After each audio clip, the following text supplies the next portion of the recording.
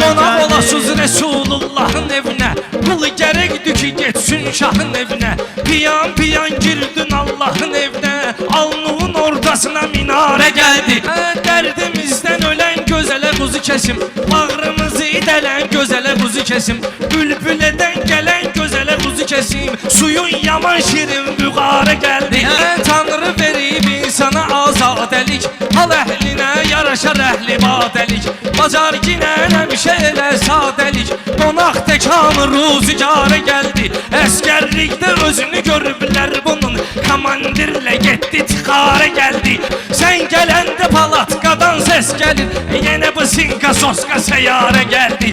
Zirəli balası sər açılır bala bala, Pomodorun əlası bazara gəldi. Pərviz eşitdik ki şəkər tutmusan, kətdə dərd və türkə çarə gəldi. Ver düz buna buzona məhsulundan, yetim başım vurdu divara gəldi. Yolu ve azmısan köpə yoxlan qızı, dünən dalıncan qoşa farə gəldi.